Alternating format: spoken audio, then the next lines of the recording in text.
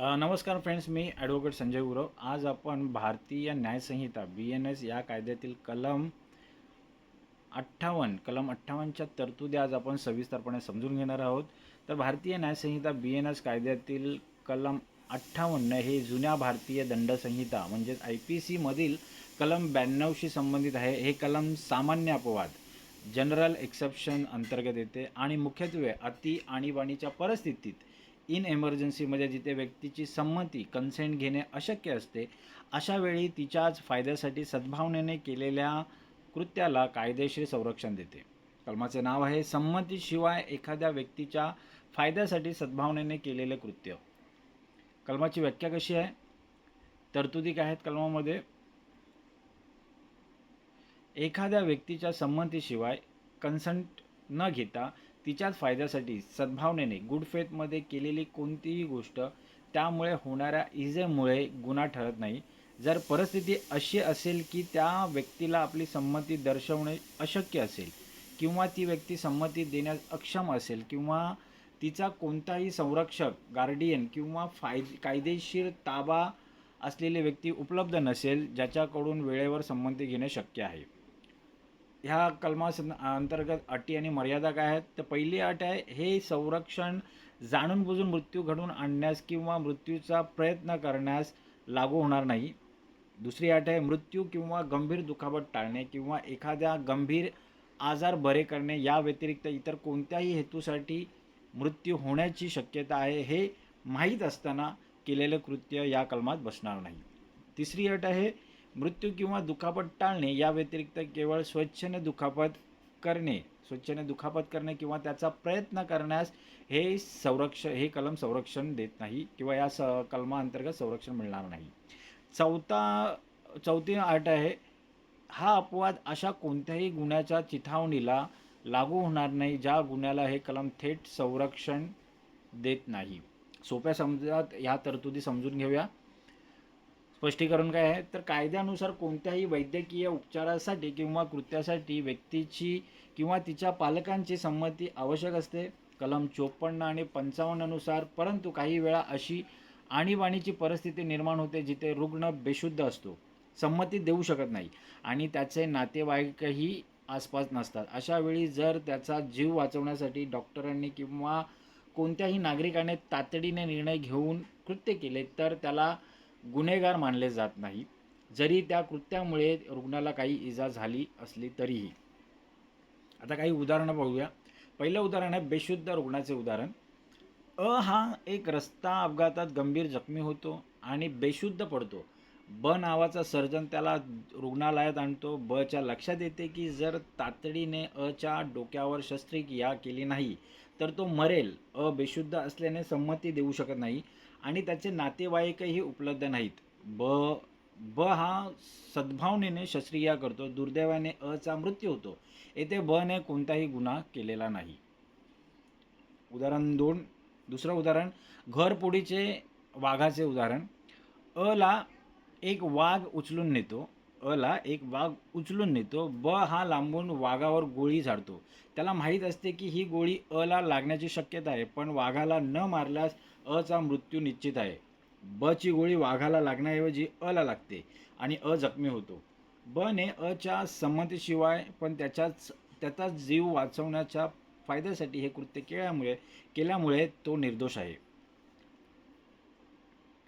आता हे कलम का बरं अस्तित्वात आलेलं आहे? हे कलम मानवतेच्या आणि तातडीच्या वैद्यकीय मदतीच्या तत्वावर आधारित आहे. जर आणीबाणीच्या प्रसंगी संमतीच्या तांत्रिक नियमांमुळे डॉक्टरांना किंवा इतर मदत करणाऱ्यांना कायदेशीर कारवाईची भीती वाटली तर ते लोकांचे प्राण वाचवण्यास पुढे येणार नाहीत.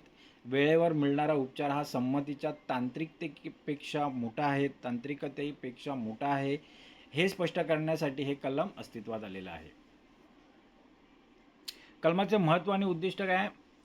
तो गोल्डन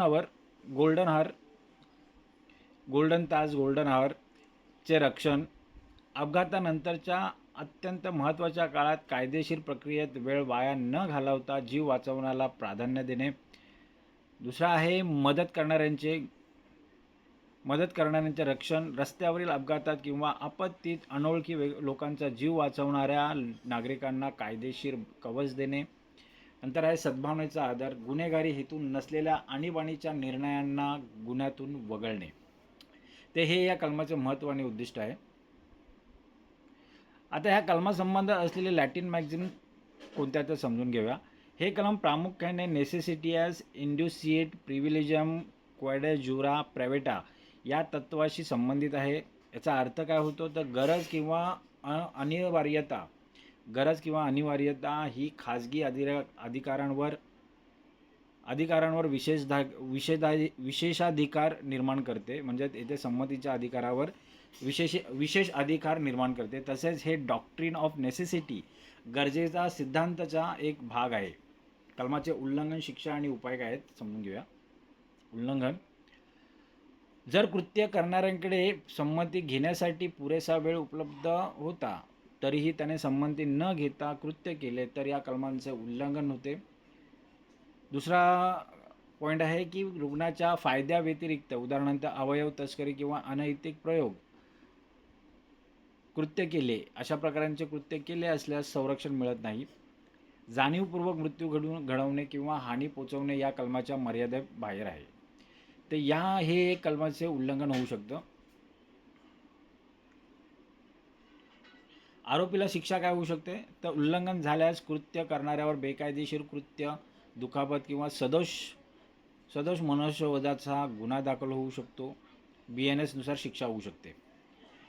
आता या कलमासंबंधित असलेले न्यायालयीन प्रकरणे आणि निर्णय पाहूया. वैद्यकीय निष्काळजीपणाचे खटले. भारतीय सर्वोच्च न्यायालयाने अनेक प्रकारांमध्ये उदाहरणार्थ परमानंद कटारा विरुद्ध भारत सरकार या खटल्यात या न्यायालयीन प्रकरणात असे स्पष्ट केले आहे की प्रत्येक डॉक्टरांचे पहिले कर्तव्य हे संमती किंवा कायदेशीर औपचारिकता न पाहता जखमी व्यक्तीचा जीव वाचवणे हे आहे. कलम 58 तत्कालीन IPC म्हणजे IPCचे 92 कलम अशा डॉक्टरांना पूर्ण कायदेशीर संरक्षण देते. आता ह्या कलमासंबंधित असलेले सांविधानिक कलमे आणि इतर कायदे कोणते समजू घेऊया. भारतीय संविधानातील अनुच्छेद 21 जगण्याचा अधिकार. हा अधिकार आणीबाणीच्या वेळी तातडीने उपचार मिळण्याचा अधिकारही अधोरेखित करतो.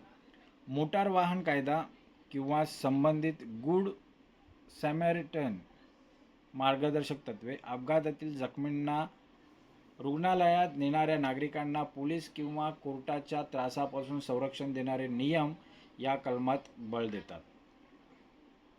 कलमाची समीक्षा कशी करता येईल ते हे कलम अत्यंत उत्कृष्ट आणि जीवनरक्षक आहे. मात्र आधुनिक वैद्यकीय विश्वास, रुग्णाची स्वायत्तता, पेशंट्स ऑटोनॉमी हा विषयही तितकाच महत्त्वाचा मानला जातो. जर एखाद्या रुग्णाने आधीच लिहून ठेवले असेल की मला आणीबाणीतही व्हेंटिलेटर किंवा शस्त्रक्रिया नको, तर अशावेळी या कलमाचा वापर कसा करावा हा एक कायदेशीर पेच ठरतो. परंतु सर्वसामान्य परिस्थितीत हे कलम समाजहिताचे आहे.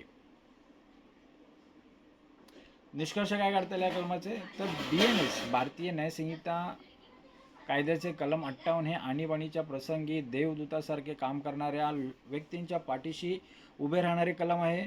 हे स्पष्ट करते की जेव्हा एखाद्या व्यक्तीचा जीव टांगणीला असतो आणि ती संमती देण्याच्या स्थितीत नसते तेव्हा तिचा जगण्याचा अधिकार हा संमतीच्या अधिकारापेक्षा वरचढ ठरतो.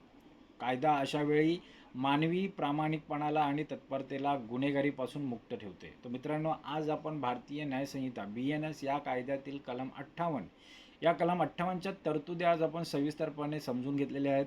हे ह्या कलमाच्या तरतुदी अधिक चांगल्या प्रकारे समजून घेण्यासाठी हा व्हिडिओ तुम्ही वारंवार पहा, जेणेकरून ह्या कलमाच्या तरतुदी तुम्हाला अधिक चांगल्या प्रकारे समजतील.